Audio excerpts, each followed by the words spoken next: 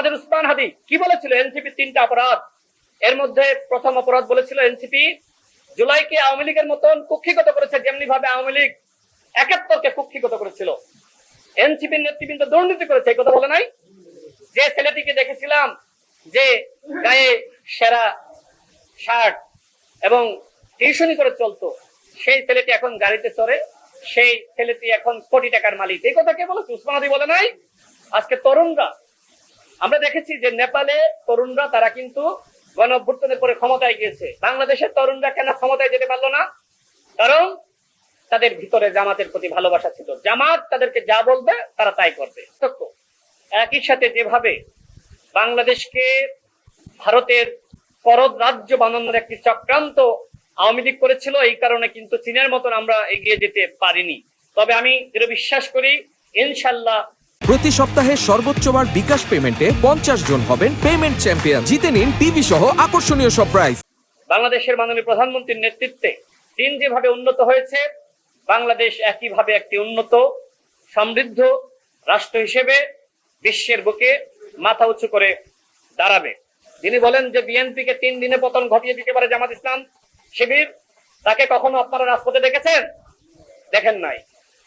যিনি বলছেন যে 16 দিনে চাইলে জামাত বিএনপি কে পতন ঘটিয়ে দিতে পারে, তিনি তো কারাগারে ছিলেন।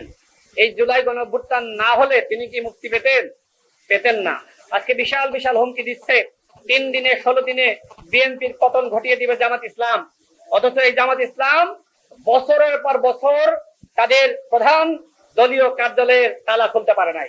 কিন্তু আজকে জনগণের ভোটে যে দল ক্ষমতা এসেছে সেই দলের পতনের জন্য কেন চক্রান্ত এবং ষড়যন্ত্র করছেন? কি উদ্দেশ্য আপনাদের? পাকিস্তানের সাথে হাত মিলিয়েছেন? শিবিরের সভাপতি দেখলাম তিনি পাকিস্তানে লাল গালিচা সংবর্ধনা গ্রহণ করলেন। গ্রহণ করে এসেই বিএনপি কে বলছে ভারতের দালাল। পাকিস্তান সফর করে এসে শিবিরের সভাপতি বাংলাদেশে ফিরে এসে বিএনপি কে বলে ভারতের দালাল। আর আপনারা কার দালাল? পাকিস্তানের দালাল? বিএনপি যদি ভারতের দালাল হতো তাহলে সবার আগে সরকারি সফরে মাননীয় প্রধানমন্ত্রী তো ভারতেই যাওয়ার কথা ছিল, তাই না? গেছে। তিনি 3 সফরে গেছেন, তিনি মালয়েশিয়া সফরে গেছেন। ভারত আমন্ত্রণ জানিয়েছিল। ভারত আমাদের প্রতিবেশী রাষ্ট্র, ভারতের সাথে আমরা সম্পর্ক চাই। কিন্তু ভারত যদি মনে করে দাদাগিরি করবে, এই দাদাগিরি আমরা মানবো? কুশিন নিয়ে সব থেকে বেশি কথা বলছে কে? বিএনপি। এবং বিএনপি ক্ষমতায় আসার পরে দেখেন আমাদের বিজেপির সাহস বেড়ে গেছে না? বিজেপি কি বলছে?